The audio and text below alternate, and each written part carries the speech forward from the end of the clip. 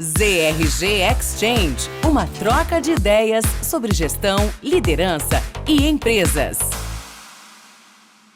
Olá, estamos aqui para mais um ZRG Exchange, nosso podcast. E hoje a gente tem uma convidada especial aqui para conversar com a gente, Raquel Embaçaí, superintendente de gestão de saúde populacional na Sul América. E a gente vai falar um pouquinho sobre um tema que surgiu no meio dessas Olimpíadas e que me chamou a atenção, que foi a Simone Biles, que se retirou de parte das provas do evento alegando burnout.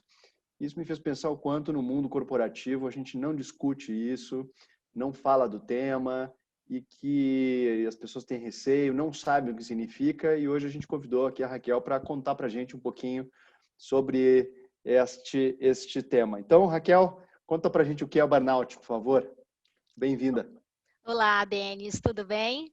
É um prazer estar aqui conversando com você um pouquinho sobre esse tema tão importante que está em alta no momento, né?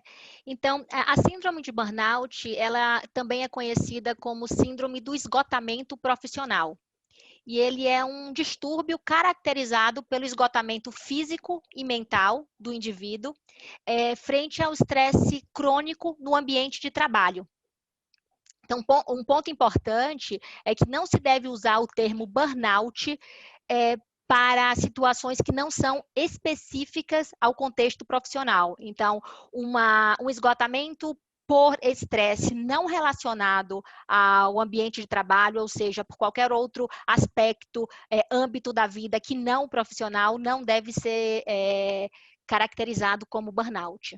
Mas, Raquel, essas coisas não estão todas meio interligadas, né? Eu estava tendo uma conversa esses dias sobre esse assunto também e alguém me falou assim, bom, mas eu passei por um burnout, mas eu também tive uma perda importante, eu tenho a situação da pandemia. Como é que você vê esses fatores correlacionados, assim, né? E como é que a gente separa isso tudo para entender aonde é burnout, onde é outra coisa?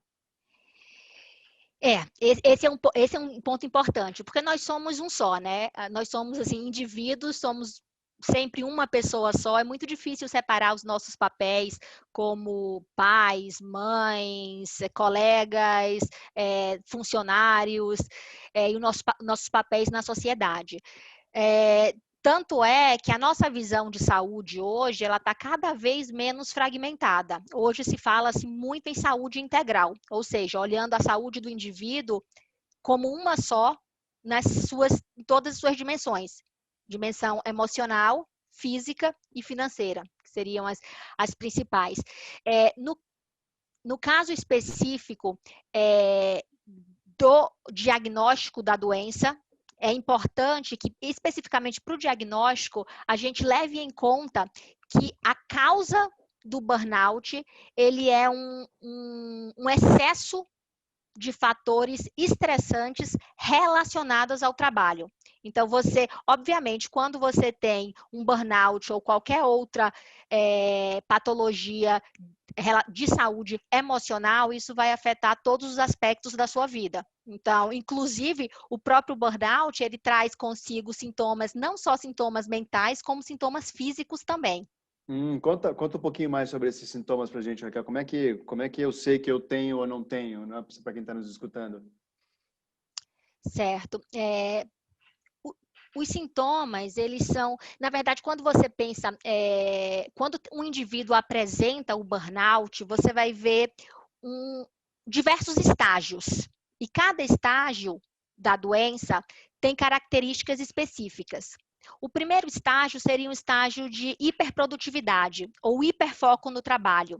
Então, é quando a gente vê os efeitos positivos do excesso do estresse. Porque o estresse, ele não pode ser visto sempre de uma forma negativa, né? O estresse muitas vezes move as pessoas, né? Faz com que as pessoas tenham mais energia, mais disposição, mais garra, motivação.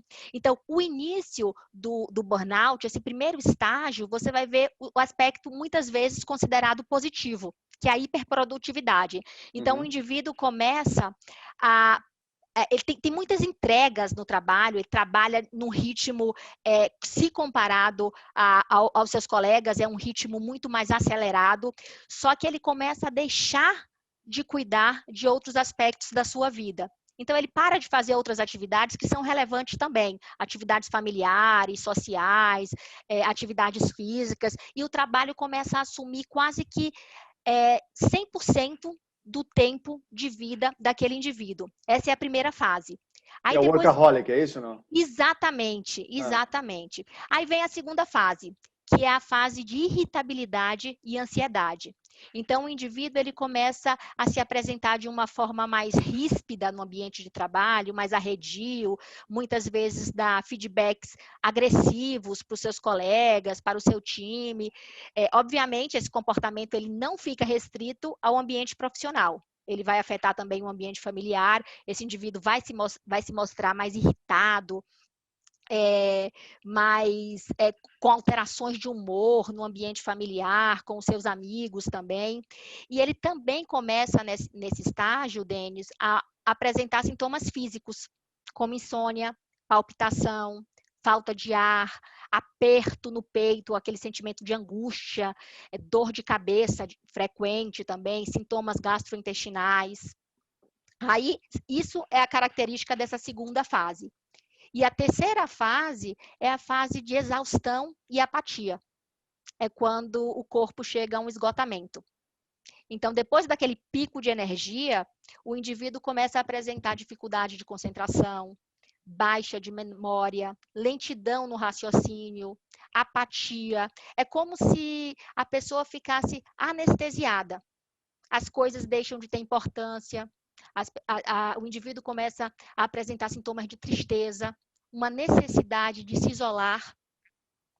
E aqui tem um perigo também nessa fase, de que o indivíduo ele desenvolva comportamentos impulsivos, como abuso de álcool, compulsão alimentar, compulsão por compras e outros tipos de compulsão também. Achei que isso era tudo da pandemia, Raquel, que você está dizendo aí, compulsão por compras e álcool. Estava todo mundo falando sobre isso, né, ao longo desse último ano aí. Mas brincadeiras à parte, eu acho que isso pode ser rápido, isso eu acho que é um processo que demora, assim, é um processo de longo prazo. Como é que se enxerga isso? Ele é um processo de longo prazo, até Uhum. porque a síndrome de burnout, ele não pode ser confundido simplesmente com um excesso de trabalho, um momento que você tem uma carga maior de trabalho. Ele não é isso. Na verdade, assim, é o excesso de fatores estressantes, fatores estressores no ambiente profissional de uma forma crônica, ou seja, por um tempo prolongado, associado à falta de fatores protetores, que são os fatores que vão aliviar esse estresse. Como é que você vê esses fatores? Como é que a empresa pode ajudar, né, os seus colaboradores e os colaboradores entre si? Quais são os caminhos assim para a gente ajudar as pessoas nessa jornada? Certo. Os fatores protetores, eles são fatores que